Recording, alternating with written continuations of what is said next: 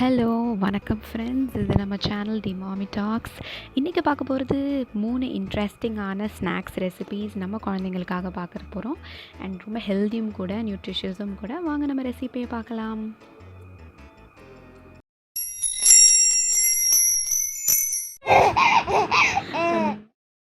First வந்து sweet potato cheese balls. Cheese வந்து optional, but sweet potato வச்சு நீங்கள் வெறும் அந்த பால்ஸ் மாதிரி செய்யலாம்.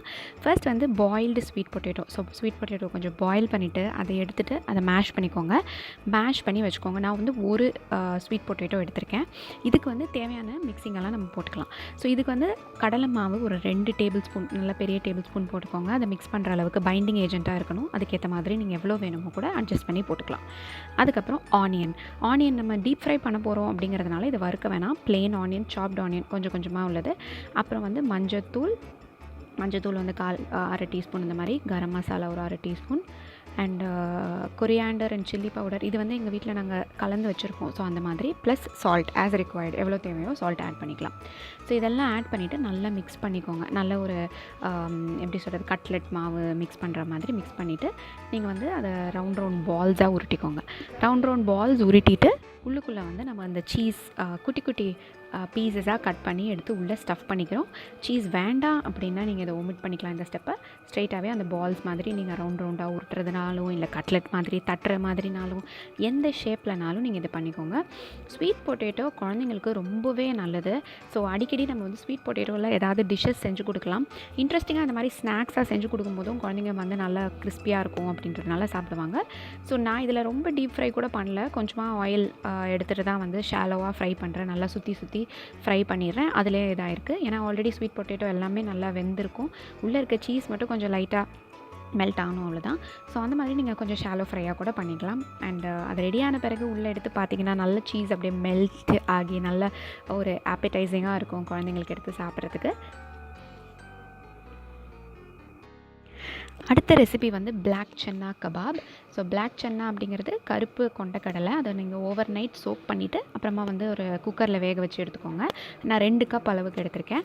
அதை வந்து ஒரு மிக்ஸி ஜாரில் போட்டுட்டு நல்லா கிரைண்ட் பண்ணிக்கிறேன். கோர்ஸாக கிரைண்ட் ஆனால் போதும். ஏன்னா நம்ம தண்ணி வடிகட்டி எடுத்துருக்கோம். தண்ணி எதுவும் சேர்க்க வேணாம். நல்லா கோர்ஸாக கிரைண்ட் பண்ணிக்கோங்க.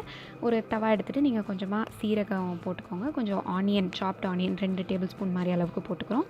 ஸோ அதை போட்டுட்டு நல்லா ஃப்ரை பண்ணிக்கலாம். கொஞ்சமாக மஞ்சத்தூள், அப்புறம் பெருங்காயத்தூள், நாங்கள் மிக்ஸ் பண்ணி வச்சுருக்கிற அந்த கொரியாண்டர் சில்லி பவுடர், அப்புறமா வந்து garam masala, salt as per தேவை, உங்களுக்கு தேவையான மாதிரி. ஸோ இதனால் நம்ம ஃப்ரை பண்ணிவிட்டு அதில் வந்து அந்த மிக்ஸ்சரோட ஆட் பண்ணிக்க போகிறோம். ஸோ அதுக்கப்புறம் நீங்கள் நல்லா மிக்ஸ் பண்ணிவிட்டு நீங்கள் கொஞ்சமாக வந்து அதில் கடலை மாவும் சேர்த்துக்கலாம். அண்ட் கொஞ்சமாக புதினா வந்து இலையும் சேர்த்துக்கிட்டிங்கன்னா அந்த ஒரு ஃப்ளேவர் வரும்.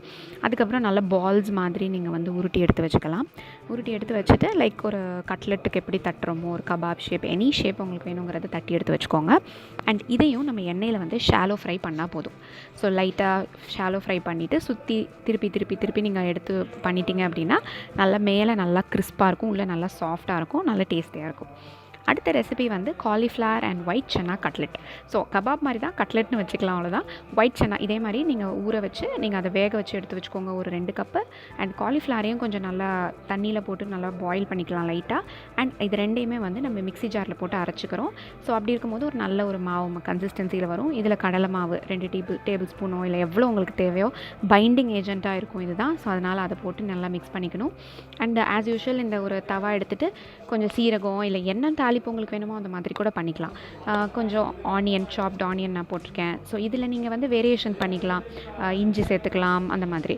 ஸோ ஆஸ் யூஷுவல் நான் போட்டிருக்க மசாலா தான் மஞ்சத்தூள், அந்த கொரியாண்டர் பவுடர், கொஞ்சமாக வந்து பெருங்காயத்தூள் போட்டுக்கலாம். அப்புறம் கரம் மசாலா அண்ட் என்ன மாதிரி மசாலா நீங்கள் ஆட் பண்ணுவீங்களோ பண்ணிக்கோங்க. நான் கொஞ்சம் கசூரி மேத்தி போட்டிருக்கேன் ஒரு ஃப்ளேவருக்காக.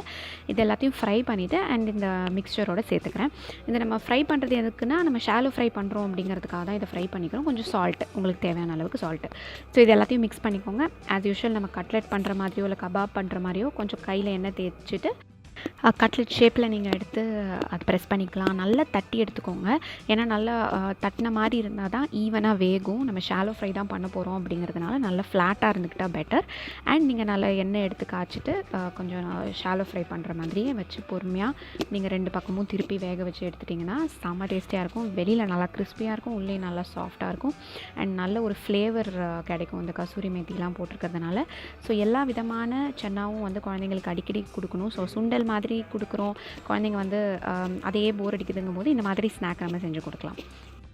இன்னொரு யூஸ்ஃபுல்லான வீடியோவில் உங்களை நான் சீக்கிரம் பார்க்குறேன். நம்ம சேனல் நீங்கள் இன்னும் சப்ஸ்கிரைப் பண்ணல அப்படின்னா மறக்காமல் சப்ஸ்கிரைப் பண்ணிவிடுங்க. அண்ட் பெல் ஐக்கான் பட்டனும் ப்ரெஸ் பண்ணிவிடுங்க. நன்றி, வணக்கம்.